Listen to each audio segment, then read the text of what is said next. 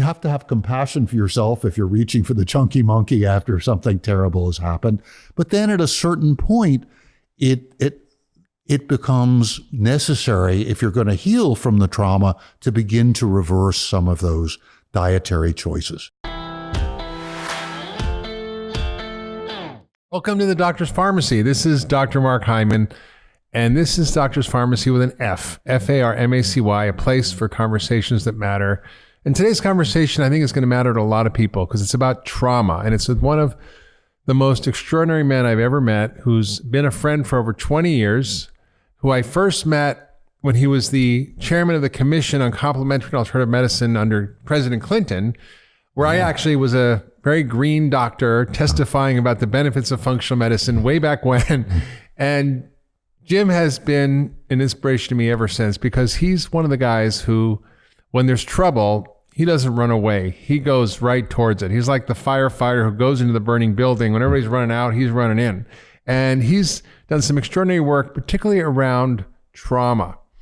And today we're going to talk about trauma and his new book, Transformation: Discovering Wholeness and Healing After Trauma. Jim's a Harvard-educated psychiatrist. He's a world-renowned expert in using mind-body medicine to help heal depression, anxiety, post-traumatic stress disorder, and psychological trauma. He's the founder and executive director of the Center for Mind-Body Medicine, and I'm on the board. And he also runs extraordinary courses called Food is Medicine and mind-body training programs for health professionals.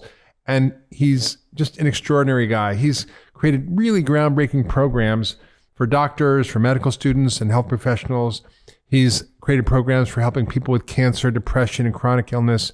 And he's gone into some of the most troubled areas in the world over the last decades, doing extraordinary work, bringing healing and understanding in areas of severe trauma. And I'm talking about a little trauma. I'm talking about bad trauma, people who were living in the ravages of the aftermath of the war in Bosnia, in Kosovo, Israel. He goes to Gaza, where there's Palestinians and Jews, bringing them together to heal trauma. He goes to Haiti after the earthquake. He's worked with Syrian refugees in Jordan.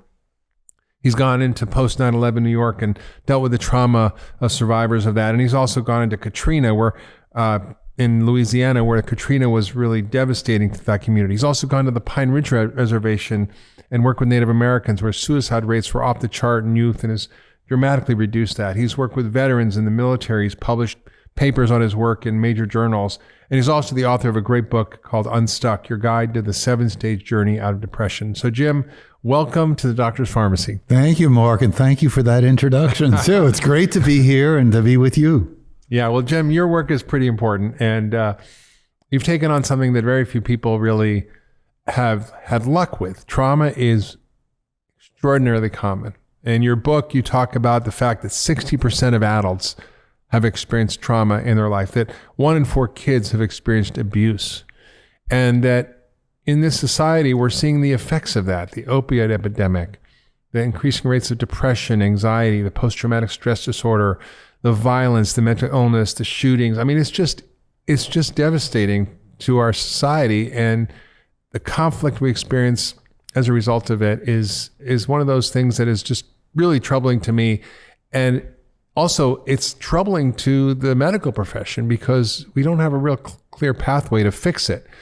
And yet your work is really groundbreaking. It's something different. It's something really that goes to the heart of what's at the root of the trauma, and has been successful in places where nothing else has worked. And that's what's so important about your book, because you've been out there doing the hard work. You've been in Parkland after the shootings. You've been, again, in Haiti and Gaza and all these places doing the hard work. And you took a little time out of all that global traveling to actually write this book and share what you've learned, and share the methodology, and share a pathway for people who are suffering, which is probably most of us in some way or another, to actually heal. And this is a great gift. So I encourage everybody to check out the book, Transformation. It's actually The Transformation. The Transformation. My editor said you have to add the Transformation. Discovering Wholeness and Healing After Trauma. So I want to start out by asking you, how did you get into this? Because, most people, they think there's an earthquake or a hurricane. They're going the other direction. You're going right into it. Well, I think it's part of being a doctor. When I became a physician, even as a young kid, I wanted to be helpful to people. And I wanted to be there when people were going through difficult times. That's really what we do as doctors. You were an ER physician for a long time, so you know that. And there's a certain real satisfaction that I think all of us have in being useful to other people. As a doctor, we have the great privilege of that. We even get paid to be useful to other people. True. And so to be there, I recognize really from the beginning as a medical student that I'd like to be there with people when they were going through crises, and that by listening to them and then helping them to find solutions, I could really make a difference in their lives. So that's how I got into it. I got into it from right in medical school. I think the thing is that we have to understand is that some of the examples you gave of the places we work, the trauma is very dramatic. It affects the whole population. And trauma is going to come to all of us. If it doesn't come early in life, it's going to come in midlife with illnesses or divorce or difficulties losing a job or issues with wondering who we are. And if it doesn't come then, it's going to come, if we're lucky enough to get older, as we grow older and become frail and deal with losses of people and deal with our own death. That's traumatic. So you basically have taken the things you've learned from going to the places with the worst trauma. I mean, in war zones, in disaster areas where people have really suffered extraordinary loss. And you've taken that insight, which has worked when nothing else has worked, and you brought it into a way that everybody who's dealt with some level of trauma can heal. That's exactly right. And what those people do, and what I show in the transformation, is that these people who've been through these extraordinarily difficult times are able to move through and beyond the trauma. And that's been obviously important to them, but also inspiring to me to see that the simple techniques of self-care that we teach them and of group support can make it possible.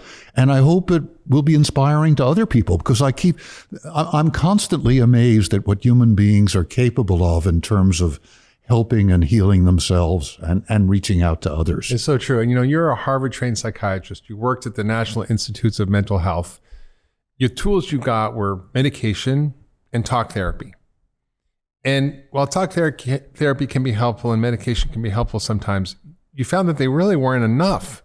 And you developed a whole different way of thinking about how people can heal that seems to be far more effective. Can you talk about how you came to that and what that is? Well, I think right from the beginning of my work, even as a medical student, I was always interested in what people could do for themselves to help and heal themselves, how their way of looking at the world and the things that they discovered for themselves could help and heal them. And then once I began to work at the National Institute of Mental Health, I got very interested in what we then called holistic or alternative or integrative medicine. And I began to explore all these different approaches. First for myself, meditation and guided imagery. I learned guided imagery from Ruth Carter Stapleton, Jimmy Carter's sister in the 70s. Wow. I was learning meditation from different teachers. I started looking at Chinese medicine, which I practice. I was learning how if I used my body with Tai Chi or yoga, I would feel much better, and how if I ate differently. Yeah. So I experimented with all these things on myself first, and then I began to share them and to develop a comprehensive program that I could share first with my patients in my practice, and then with whole populations that have been traumatized. And it's an approach that is really educational and respectful. It's saying, we have this extraordinary capacity inside ourselves, which you know so well, that we have the capacity to change our brain chemistry, to change the way our GI tract works, to change the way we look at the world. So why not mobilize that capacity first and be there for people to help them move along this path, either in person or through a book like The Transformation? Now, one of the things that's so striking about your work is that you can use these tools one-on-one with people, and they can be effective. And we're going to talk about some of those tools. But what you found is that when you put people in groups, when you get people to reveal themselves, to have a safe and sacred space to tell their stories, to confront the feelings that they have, to actually have tools like drawing and dancing and shaking and talking and all the music. I mean, just stuff that's not, what psychiatrist gets up with their patients and starts shaking and dancing? I mean, it's a kind of a weird thing, but it seems to work really well. Well, if the psychiatrists were doing it more themselves, True. they might want to share it with their patients. It's true. But what's so amazing is that when you put people in these groups, the group is the medicine. The community is the medicine. And that creates a lot of the healing. So can you talk about how you went from the one-on-one psychiatric model to this group model, which you use to train healthcare professionals, you use to train trainers who can then lead groups in their countries, you use it to work with people in areas of great suffering. Yeah, and now we're actually doing groups. We're training many peer counselors. We're training veterans to use this model that we're talking about with other veterans. We're training teenage kids at Marjorie Stoneman Douglas High School in Parkland, where the shootings were. We're training the peer counselors there to use our model with other kids. So the group is really important. We have forgotten that in medicine. All of our colleagues from Aboriginal societies, all the indigenous people around the world. All our medicine men colleagues. Yeah. They know that the group is vital. When you have a really serious physical or emotional problem, they bring people together. When you're going through a difficult time, that connection with other people is so important. So all the techniques are crucial to the healing. And it's also the other part of it that makes it so much richer is being able to share what you're learning with other people. And I advise in the transformation, although I teach all the techniques, I'm also saying, and connect with other people. Reach out. When you're doing meditation or guided imagery and it comes into your mind, oh, I should call up my brother or my sister or my aunt or my friend, pay attention to that and reach out to that person and share what you're going through with that person. It's true. It's in your book, you talk about, the medicine men and the shamans. You said, the timeless wisdom of the shamans, who are planet's oldest indigenous healers, and great spiritual and religious traditions tell us that suffering is the soil in which wisdom and compassion grow. These are your words. It's the school from which we graduate, committed to healing others hurt.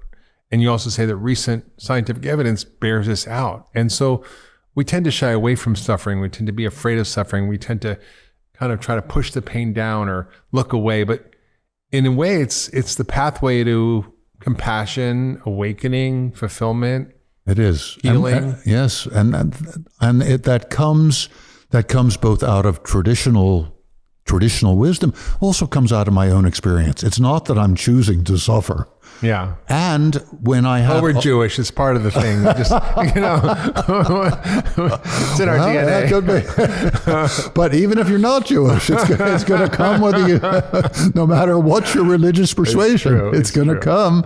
And the question is... we like to suffer. Are you going to fight against it? Or are you going to accept what you can learn from that suffering? And often what the suffering does is it breaks down some of the structures that weren't working.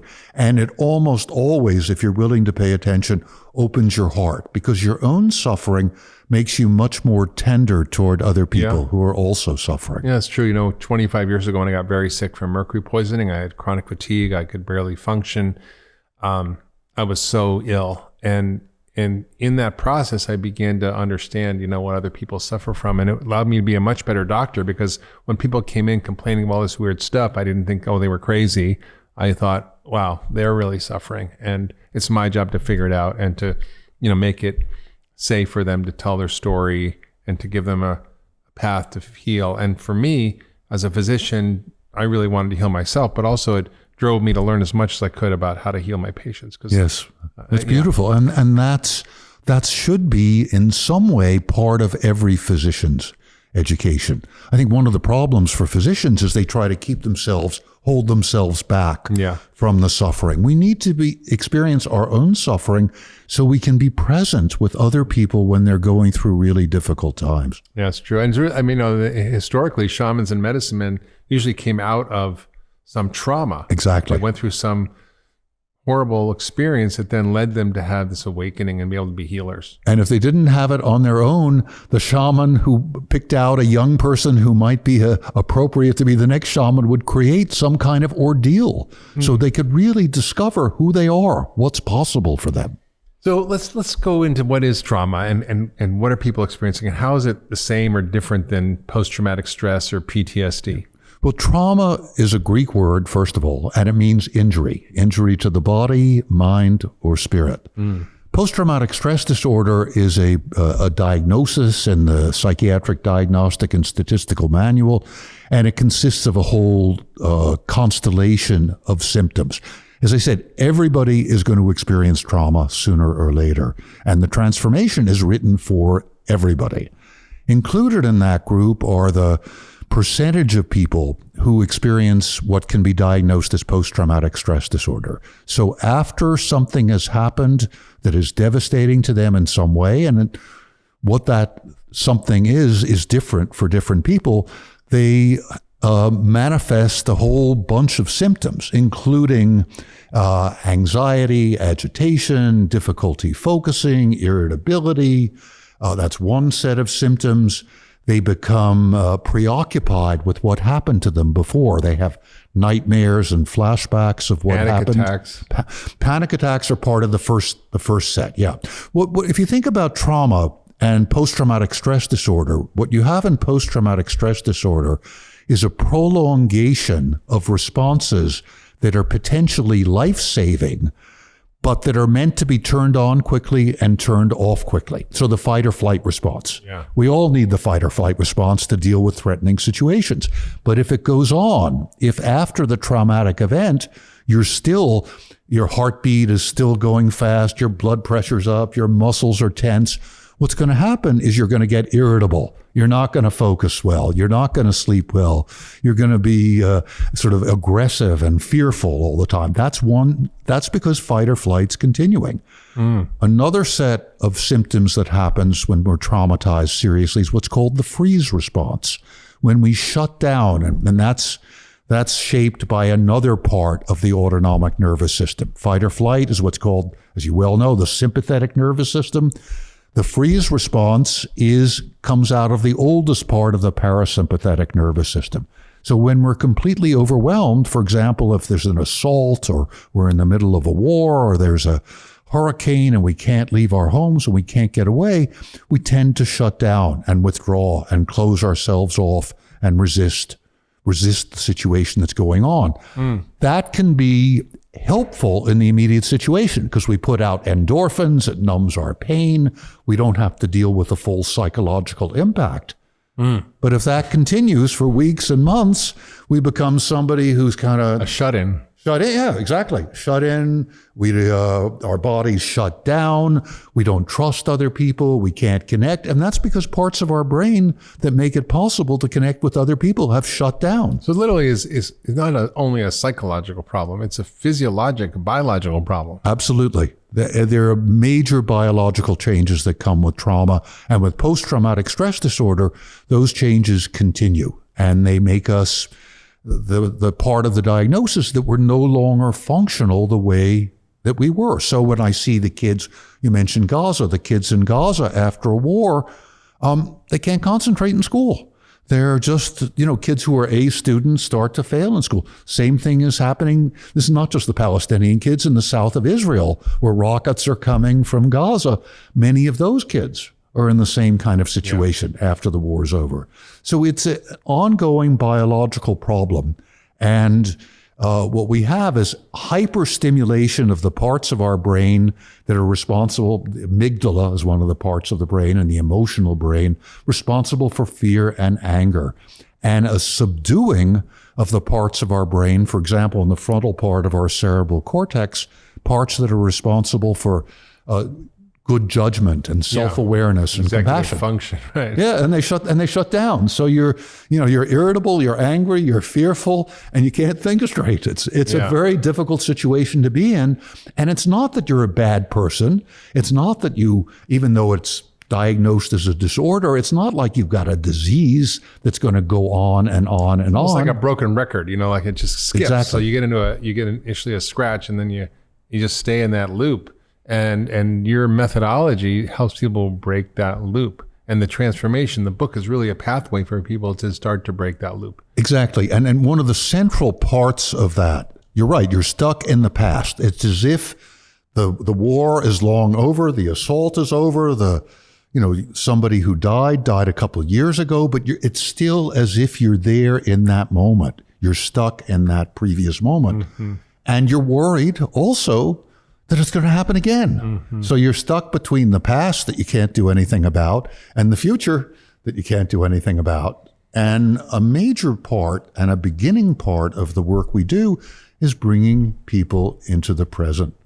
Meditation is the time-honored way to bring us into relaxed moment-to-moment awareness of what's happening to us right now. And you have people use the breath, the soft belly breathing, which is soft belly breathing. We can do a minute or so.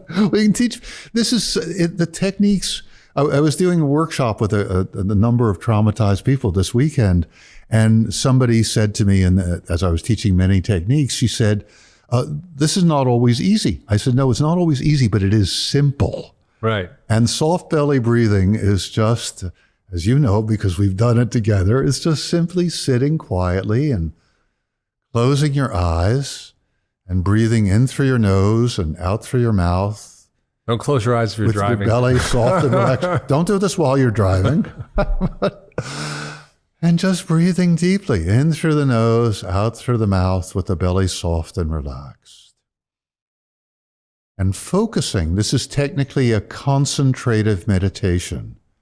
And we're focusing on the breath, on the word soft as we breathe in and belly as we breathe out, and on the feeling of our belly being relaxed. And as we do this, more air is going to the bottom of the lungs, more oxygen is going to all the cells in our bodies and helping them to feed them and helping them to be healthier. And we're activating the vagus nerve.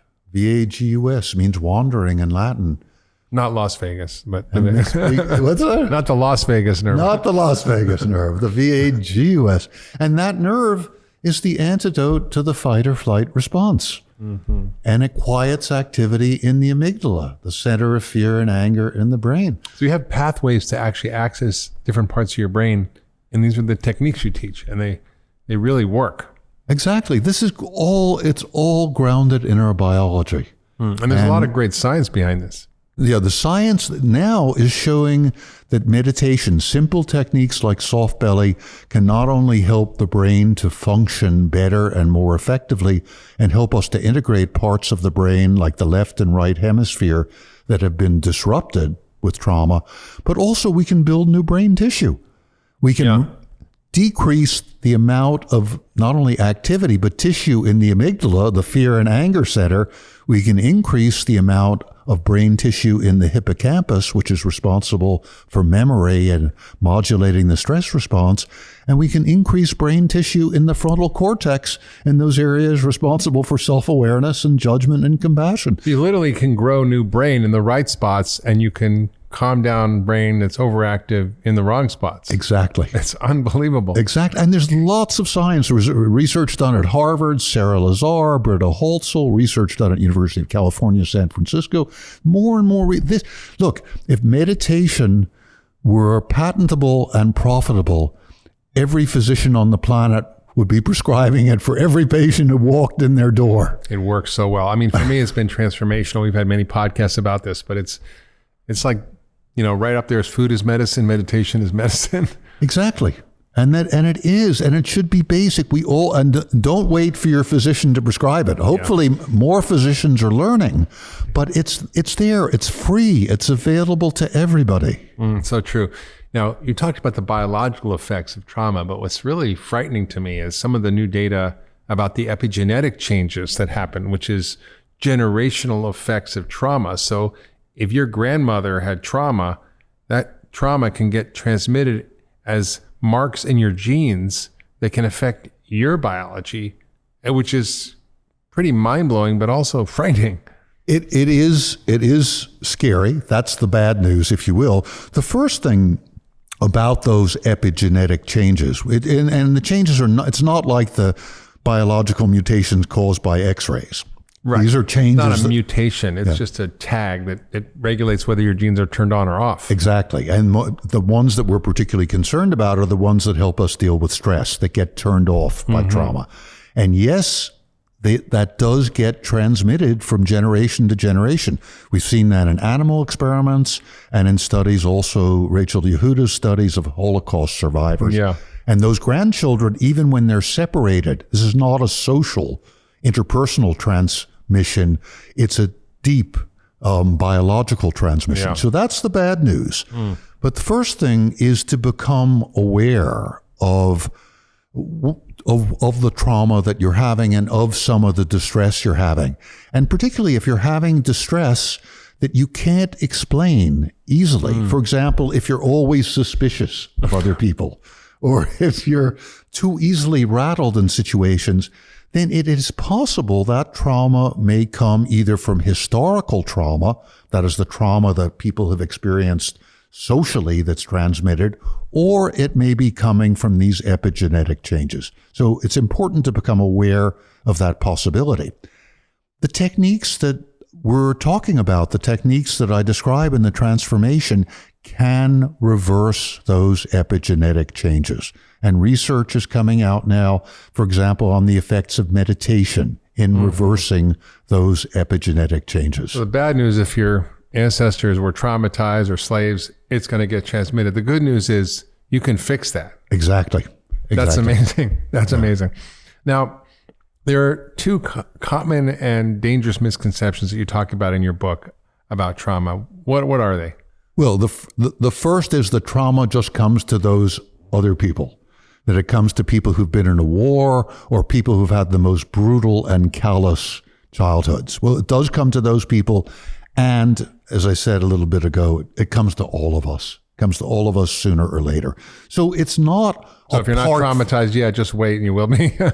That's true. It's going to come. It's a pretty good idea to laugh about it too. And that's one of the ways that people historically have learned how to deal with trauma. And we need to bring that back, that we need to be able to look with a little humor. This is part of being human, that it's going to come to us. How do you become more resilient is really what you're teaching everybody. So that's the first thing, the myth that it only comes to people in the most extreme situations.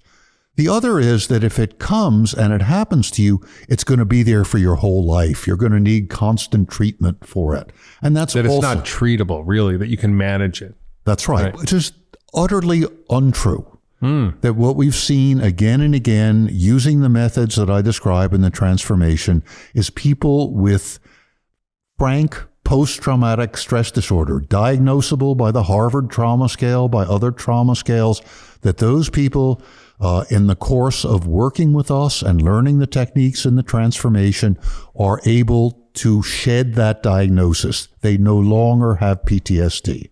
Now, sometimes that can happen quickly. Some of the kids, for example, that we work with who've lost their families in a war, within 10 or 12 weeks, the trauma is gone, and 7-10 months later, it's still gone.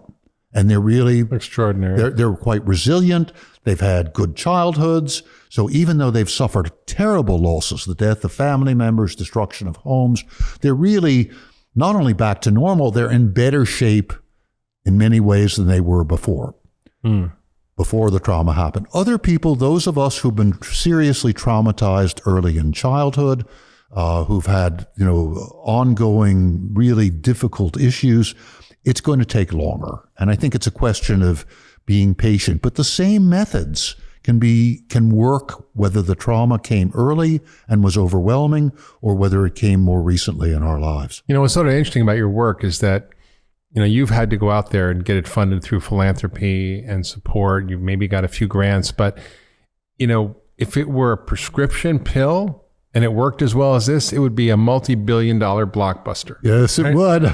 and yet it's not well reimbursed by insurance. It's not well recognized by the field.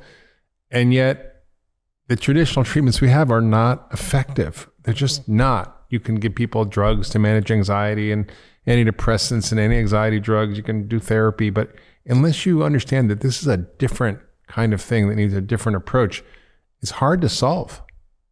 It is, but especially in the beginning. But now that we have so much research on the approach, and now that people are beginning to realize the limitations of the other approaches, which certainly can be helpful, but they're recognizing that there's something more is needed. Yeah. And then beyond that, our approach can work with people who don't have the capacity to pay for somebody that they can see psychotherapy on a regular basis. Sure. And also you just mentioned that you can train peers. It doesn't have to be a psychiatrist with a degree from Harvard. It can be just your friend who's learned a few skills about how to lead a group and guide people through these methods, which are accessible, free, and simple. And we can work on a large scale. And this is really important, that the method that I'm teaching in the transformation can work pretty much for anybody. Doesn't require any, major level of education at all. Doesn't require that you be a particular age. You can teach these techniques to little children, and they can use them extremely effectively. So break it down for us. In the transformation, in your book that's coming out September 10th, what is the method? What are you teaching? Well, we're teaching a way. We begin by teaching a way of looking at the world, which is what we've been talking about up till now, which is essentially that it is possible for each person who's reading the book, for each of us to learn what we need to learn to help and heal ourselves. That's the beginning.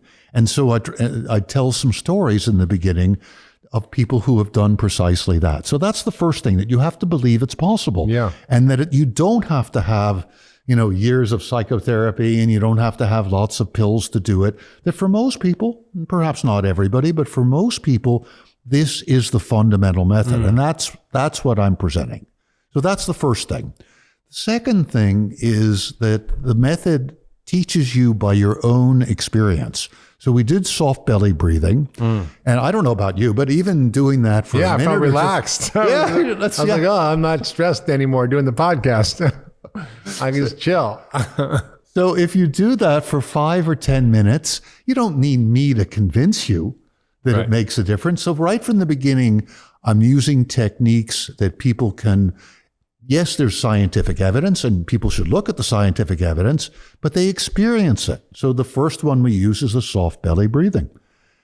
And then we work with, and people understand, okay, I can quiet myself. And that generalizes, because not only do you feel quieter, but your mind understands that I can make a difference in how I feel. And if I can make a difference in one way, then maybe I can make a difference in other ways. So that's the beginning. Second technique that I teach is working with drawings. And you don't have to be an artist, and there are no grades, and nobody's looking over your shoulder. Listen, I have my main trauma in life, jokingly, is my art teacher in 8th grade failed me in art, even though I did all the assignments. I tried really hard. I showed up. It was the most traumatic thing in my life at that point. And I still suffer from that trauma, because when someone asks me to draw something, we'll be taking care of that, Mark. Because you're not Mr. North. I still remember him like it was yesterday. But you're not the only one. I had a similar experience, and so many people have. That's a whole other topic about what's going on in education. Oh boy, we should be encouraging kids to be creative. So what I do is I have people do 3 drawings. First drawing is draw yourself, and it doesn't have to be representational. Don't get nervous. I do a stick man. Yes, of course. Stick figures, abstract. I mostly do abstractions. So you start getting out of that, dealing with that old trauma of the art teacher, and you start mobilizing your imagination. The second drawing is draw yourself with your biggest problem. And what that helps people to do is to begin to identify something that's going on that's troubling them. And by getting it out on paper, it takes away a little bit of its power, because you have a little bit of control over it. You're putting it out there. And then the third drawing is to draw yourself with your problem solved. And sometimes people will say, I don't know, I can't, there's no way to solve it. I wouldn't be here, I wouldn't be reading your book if I could solve the problem. Right. I say, just do it, see what happens. And most often something appears on the page. Yeah. And people will say, well, I'm not sure it can really happen, but at least the idea is there. For example, we work a lot with refugees from wars. And one of the things that they draw, the biggest problem is their home has been bombed, they're living in a refugee camp, that's what they draw. Problem solved, they're often drawing themselves back home in a new house. Yeah. And they say, oh, I'm not sure this can happen. I sure hope it can. And I say, put it on the wall of your tent. Yeah. And they do. Yeah. Because that's the goal toward which they're going. And the same with those of us who are here, whether our biggest problem is, we've lost somebody who's dear to us. Maybe in that drawing, let's say we've lost a spouse or we've lost a parent. In that drawing of the problem solved, people will spontaneously come up with, oh, I can be with friends. I don't have to be so lonely. The biggest problem is my loneliness, my sadness. And then they draw in the third drawing, and all of a sudden other people are appearing in the drawing. Or maybe they're drawing themselves in nature, and being in nature is going to help them deal with their sadness. So and it's coming from them. It's not coming from me telling them how to solve their problems. They're making those discoveries. And so each chapter in the transformation teaches another technique, another way to help people understand and move through their trauma. It's really fascinating to me that you talked about the trauma healing diet. And I don't think most people would think that food and trauma have anything to do with each other, but you say they do. Can you explain it? Well, part of the problem is that it's exactly what you're saying, is that that people don't understand it. And I've never seen a book on trauma that talks about the importance of diet. So I wanted to make sure that I did that. I thought it was brilliant, but I mean, all I'm about food is medicine, but I even for me, it's a stretch. How does that help? Well, but you have to think about what happens when you're traumatized. When you're traumatized, it's not just the brain. I mean, most of the research and most of the discussion focuses on damage to the brain, which is real, but it also damages our gut. So, for example, from the top to the bottom. So we become more anxious, and we eat foods to deal with our anxiety. That's what happens when we're traumatized. Yeah. Just as many of the people who come to see you are in that place. Second of all, we're eating fast. So we don't have time, the stomach doesn't have time to do its job. Third of all, the stress that comes with trauma causes problems in the small intestine. Yeah. So we start the villi. You get leaky gut. Yeah, and leaky gut, exactly. So the endothelial cells, the cells that line the small intestine, start opening up, and all kinds of proteins that don't belong in our bloodstream start leaking through. You get food sensitivities. Yes. So you get sensitive to things you were never sensitive to before. Yeah. And that creates inflammation, which further inflames your brain and inflames your emotions. Exactly, right? Which in turn affects the gut, which disables the gut more, and it's a vicious cycle. So that's the damage that trauma does. And there's really great data now how your microbiome plays a role in anxiety and depression and many mental disorders. Exactly. And trauma disrupts the microbiome and promotes the growth of the pathogenic, the bad bacteria, and depresses the growth of the good bacteria. And we were talking about the vagus nerve earlier. The vagus nerve is responsive to the microbiome.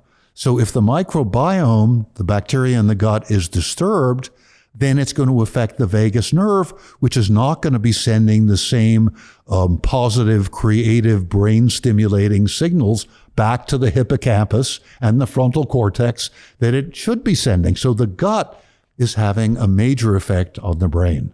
True. I've noticed this. I wrote this book years ago called The Ultra Mind Solution, which was I was noticing in my patients when I would treat their physical issues in their gut, their emotions would get better, their depression would get better, their anxiety would get better, their in fact, panic attacks would go away. And I was like, what's going on here? Because I wasn't treating those things. I was treating other problems they had that were, quote, unrelated, but it's all connected. Is the whole body connected? Yeah, what do you know?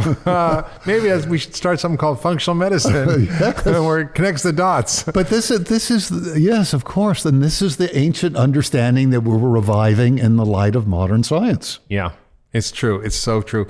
So, one of the things that it sort of strikes me is that, you're so courageous and brave to go into these places where, there's still so much trauma going on, like in Gaza. That always struck me. You're bringing Israelis and Palestinians together, people who often hate each other or who've literally had their family members kill the other family members or vice versa. And even in that level of trauma, you've created healing. And you talked about a story in the Transformation in your book about a young girl, Azure, who you met in a Gaza neighborhood that was bombed in the rubble in the 2014 war with Israel. And her father was killed in the war 6 months earlier. And you led this group that helped this young girl heal. Can you talk about that? Sure. And then at some point we ought to come back to some of the elements of the trauma healing diet too. Okay. All right. Yeah. I want to, well, actually talk about this girl and then we'll come back to the food part. You want to talk about Azure first? Yeah. Okay. So Azure is a 9-year-old Palestinian girl living in Gaza. And during the 2014 war, it was her father was killed, her 2 uncles were killed, an aunt was killed, and her home was destroyed. And she came into one of our groups, and I wasn't leading the group. The group was being led by a Palestinian teacher who was leading the group for 8 kids, all of whom had lost their fathers in that war. And Azure came into the group, and when she did her first pictures in the first group, what she drew as the solution to her problem was that she was in the grave with her father. Oof. And when I asked her, she said, the answer to my problem then was for me to die and be with my father. And because there's no reason for me to be alive. That was the most important thing she was saying I could do. This is very striking because it was 5-6 months, as you said, after the war was over. So nothing had changed. She came through a group with these 8 kids led by a Gaza school teacher. She learned soft belly breathing. She learned work with the drawing. She did shaking and dancing. She used guided mental imagery. She used some written exercises because she could write. And after 9 groups, when she drew her drawings again, first of all, instead of drawing herself as this tiny little stick figure with the mouth turned down, she drew herself as a big girl with her brown curls and a skirt. And there was an arrow coming from her heart through a heart that she'd drawn on the page saying, I love nature. And the arrow was headed to this beautiful tree with leaves. So that was who she was now, instead of this little tiny stick figure. Yeah. And then when we asked, okay, and who would you like to be, which is sort of equivalent to having your problem, the solution to your problem, she drew herself with a stethoscope in her ears and the resonator of the stethoscope on the chest of someone who was lying on an examining table. And I said, Azure, what's going on? She said, I am a heart doctor. Oh. And this is what I want to be. I want to help people and I want to heal their hearts. And I said, well, who are these 5 people? She had 5 other figures standing there. Who are those 5 people? She said, there were a lot of people in Gaza who had their hearts hurt and I want to help them all. And they're waiting for me to see them. All right. So this is what can happen. That's and nobody was saying to her, oh, Azure, you shouldn't be thinking about death, or Azure, you should be a good girl, or you should focus on school. She was making these discoveries herself using the techniques that are there in the transformation. So it's not like you're hitting people over the head with a hammer. They're discovering this on their own. Exactly. The job, my job, whether I'm leading a group or writing the transformation, is to create the opportunity for people to make those discoveries. And just to be there for them, whether in person or in print, to encourage them to do that. We all have that capacity that she has. Yeah. Interesting. I just reminded me of this book I read, probably you read it, 30, 40 years ago, Grist for the Mill, which is written by Ram Dass about all the stuff that's tough in life actually is good stuff when it's used to wake you up, to heal you, to bring that transformation, the transformation. Exactly. And it's such a great gift that you're giving people, and it's done in a way that's not hitting them over the head with a hammer.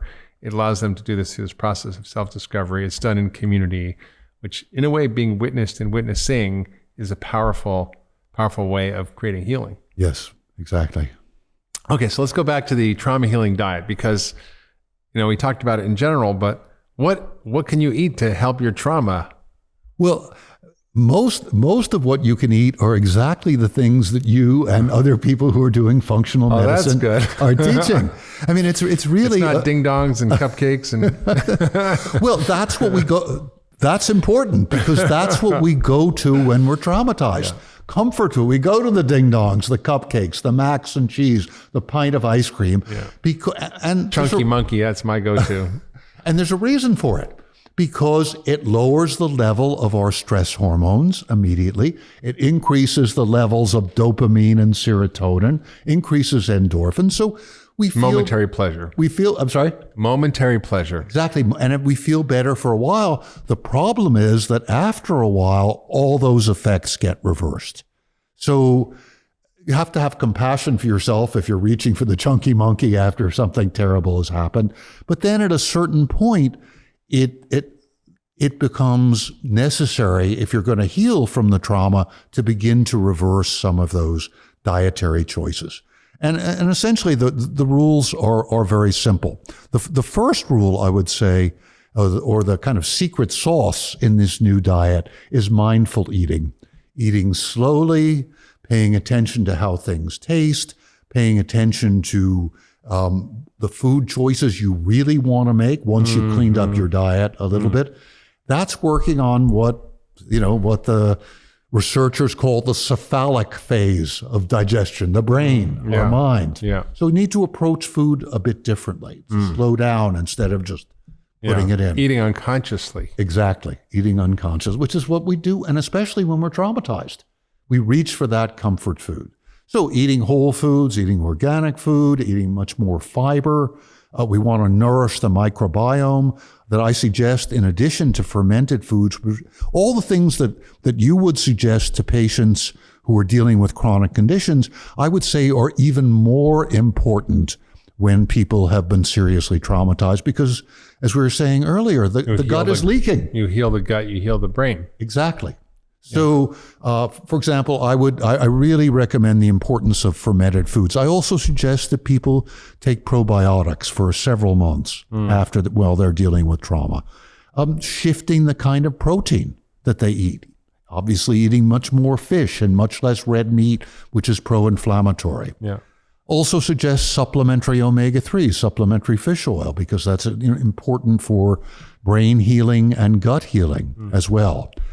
Fiber is perhaps even more important than it is with more chronic conditions because it's feeding the microbiome, which in turn is stimulating the vagus nerve in appropriate ways to so that the brain functions properly. Yeah, we used to call it fiber. Now we call it prebiotics. Those too. Yes. Yeah. Yes. Which could be called food too. Yes, absolutely. Food. Vegetables. So that's the kind of diet, and then paying attention to other things that you may want to add to that diet. For example, turmeric, which I know is something that you use as part of your work with chronic illness. It's perhaps even more important after trauma because inflammation is an extremely important part of what trauma does. It promotes inflammation everywhere in the body. In the brain too. In the brain too, which causes symptoms are depression, anxiety, difficulty focusing, irritability. All of those things are compounded by the damage that's been done to the gut. So if we begin to come back into balance through eating this appropriate, healthy diet, we're going to be in better shape. The other thing is that it would also be important to use a high-dose multivitamin, multimineral. In recent years, there have been some studies done, initially in New Zealand after the earthquake there, a randomized controlled trial, population trial, using a multivitamin, multimineral versus a placebo for people who'd been through the earthquake. And those people who took the multivitamin, multimineral, and these people didn't even change their diet particularly, but just taking the multivitamin, multimineral helped to reduce the symptoms of post-traumatic stress. They were less anxious, their mood was better, they were able to focus better. So that's an important addition. It's fascinating. I remember reading in a paper years ago about Kosovo, where you worked, and they found that people who were in the war zone had much higher excretion of magnesium. And magnesium is what we call the relaxation mineral. Yes. It helps you calm down, to sleep, to relax your muscles, your nervous systems, helps with anxiety. And all the stress we have causes all this chronic magnesium loss. It increases vitamin loss. And so we can actually help to fix that by replacing some of these nutrients. Exactly. And it's vitamin loss at a time when we need them more, because when we're under stress, we need higher levels of many nutrients. So that's why it's important to supplement even the healthy diet with those, to supplement with supplements. Yeah. So, one of the things, we often feel in these situations is that our emotions are our enemy, that we don't like to feel the emotions that we're feeling, whether it's anxiety or fear or irritability.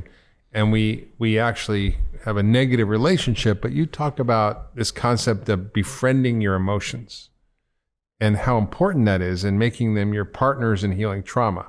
So can you explain that? Sure. Fighting against our emotions is a fool's errand. And trying to suppress them, which of course our culture too often tells our parents, the society, no, suck it up, go ahead, forget about it, the show must go on, don't cry, I'll give you something you'll really cry for. All the things that are told to children and adults make us shut down our emotions. And when we shut down our emotion, when we shut down one emotion, we shut down the others as well. So if we shut down fear, we also tend to shut down joy. We're not fully ourselves. Whereas if we can accept the emotions, and also if we shut them down, if we try to avoid them, they stay around forever. And they're there, they're inside us. They're disturbing our digestion, they're disturbing our brain on an ongoing basis. If we accept the emotions that are there, the natural process with emotions is that they come and they go. The problem is when we don't let that happen. So there are essentially, as I see it, there are three stages in the cycle of accepting and moving through the emotions. The first is just to recognize that they're there. Yeah, sort of like reminds me of my mother. She said, whenever I get the urge to exercise, I lay down till it goes away. So if you have a negative emotion, give it a little time and it can pass. But she's right. She's right. I don't know about that, but exercise. It will pass. It will pass if you allow yourself to feel it.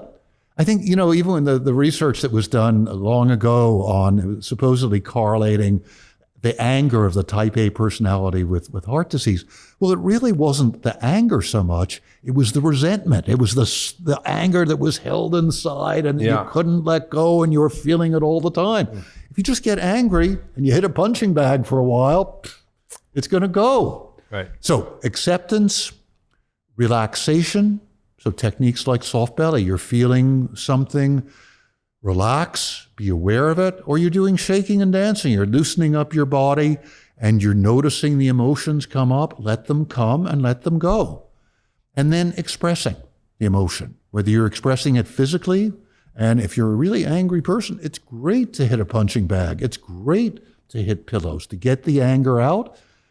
And then you come back to relaxing again. If you try, I try, anybody who's watching, spend 10 minutes going like this and pounding some pillows when you're feeling frustrated and angry. After that, you're going to be relaxed. It's true. So it's a just don't hit somebody else. Yeah, don't hit somebody else. But that's the temptation when people have been traumatized. I work with vets so much. They're coming back from combat. They're still so often in that state, that fight or flight state. So somebody brushes up against them in a store or a bar, they're ready to kill. They've got to bring that out in a way that's safe. And all of us do. Same with sadness. If sadness comes, let it come, accept it, relax with it, express it as you need to. That's so powerful. Is there anything else from your work that you want to share? Any stories, any techniques, anything that really matters that you want everybody to know about? Well, one of the techniques that we should share with people who are watching that I use all the time is shaking and dancing. And this is really important. We talked about when we're traumatized, we're either in fight or flight and we're really tense, or we're shut down, we're numbed out, we're holding the tension in our bodies, our minds are kind of frozen. What I do is I get people up shaking their bodies. You close your eyes, you put your feet shoulder width, and you shake up and down, for 5 or 10 minutes, and you relax for a couple minutes, and have some music that you can move your body to. What happens is you begin to break up the fixed patterns, physical as well as mental patterns that trauma creates. If you have experienced trauma, you not only need to befriend your emotions, you need to refriend your body, because when we're traumatized, often our body becomes an enemy. I'm sure you've seen this with people with serious illnesses. You feel like, no, it's alien. I don't want to deal with it. Yeah. If we've been assaulted, if we've been raped, if we've been sexually harassed, our bodies are uncomfortable for us. So the shaking and dancing brings us back into our body. And it also brings up emotions that we've shut down. I'll just want to tell you one story.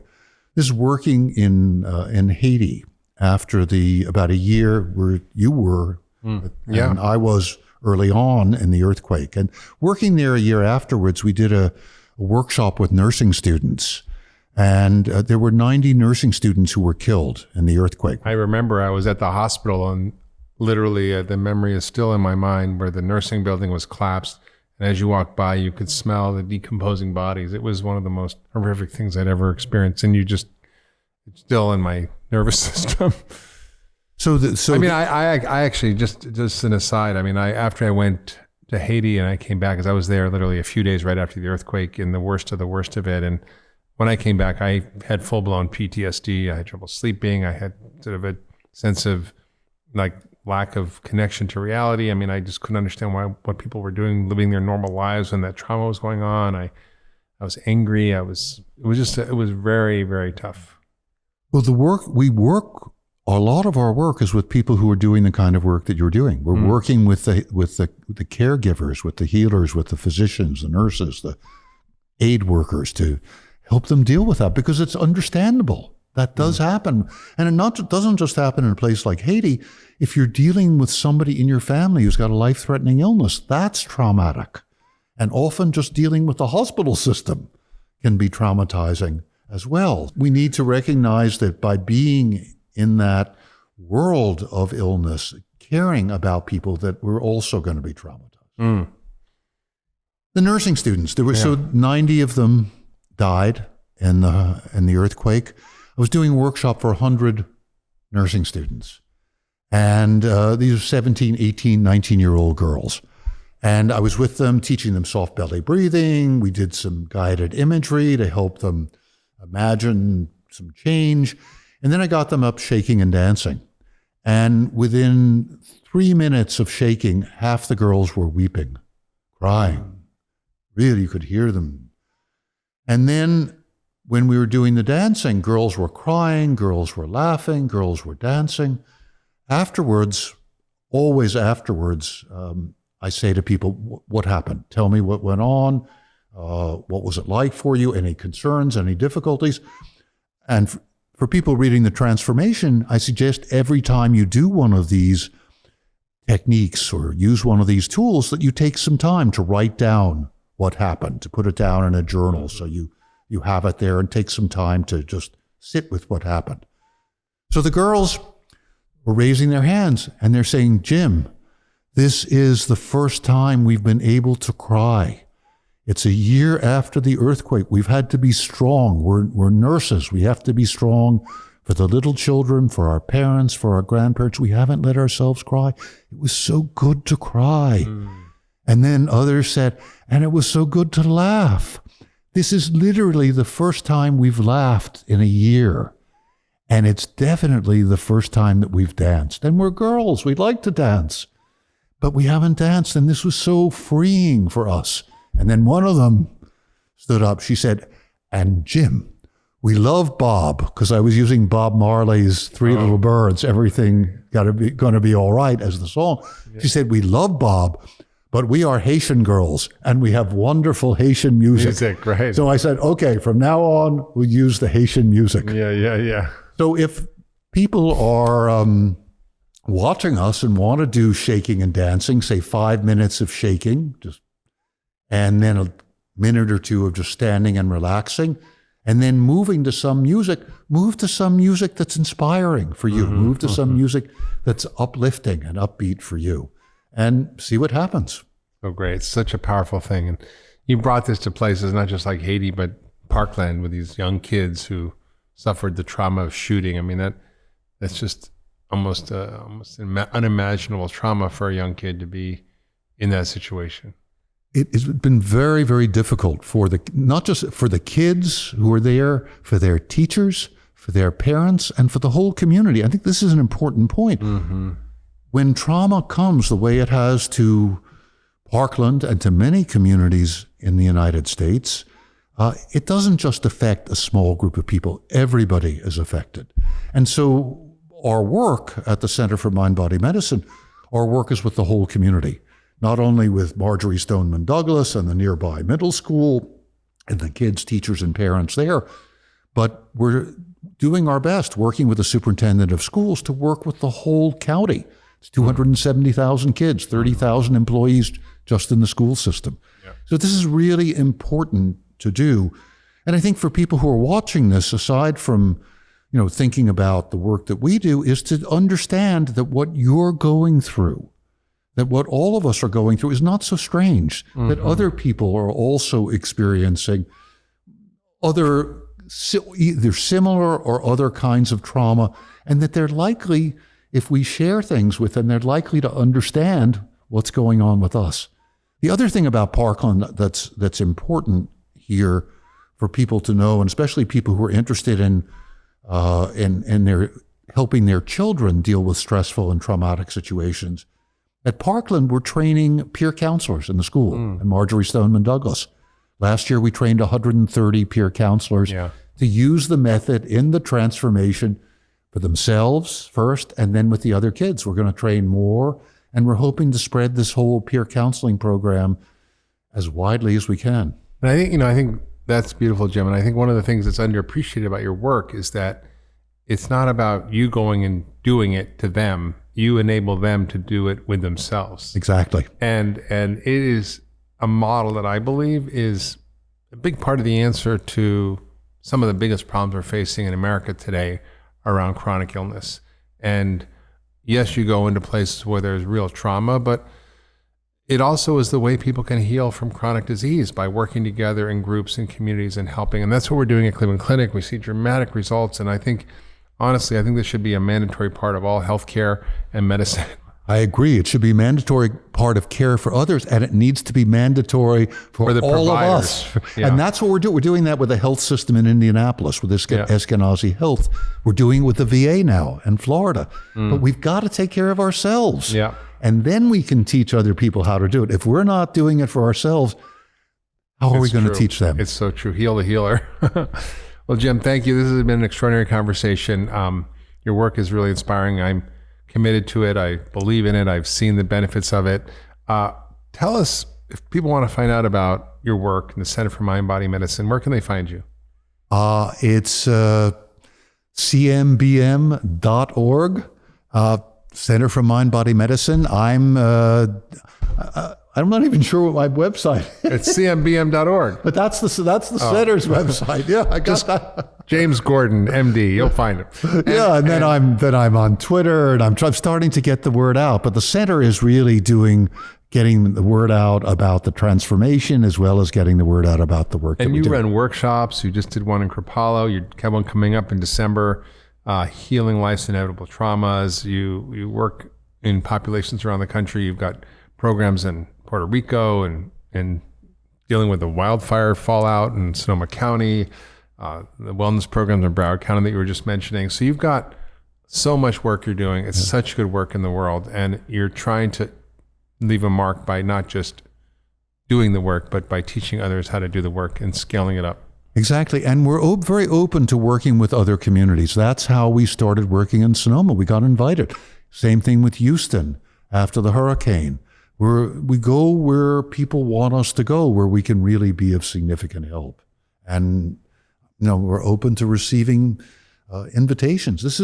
We want this to be spread, and I really appreciate being here with you and having this opportunity to share this work as widely as possible. So great. And also, if you're interested, you can watch Jim's TED Med Talk called Fulfilling Trauma's Hidden Promise. You can just Google that and you'll find it. It's an incredible talk. And I think that's the beauty of this. Within the rough edges of what happens to us, there's often something beautiful that comes out of it in terms of healing and growing and building ourselves into beings that are more compassionate and kind and understanding and healing ourselves while we're bringing healing to the world. So thank you for that, Jim. It's really great. Thank you, Mark. It's great to be with you. So you've been listening to the Doctor's Pharmacy. I'm Dr. Mark Hyman. Been here with James Gordon, extraordinary psychiatrist, physician, healer. And if you love the conversation, please share with your friends and family on social media.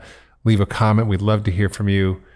Sign up wherever you get your podcast. And we'll see you next time on the Doctor's Pharmacy. Great. Thanks, Mark.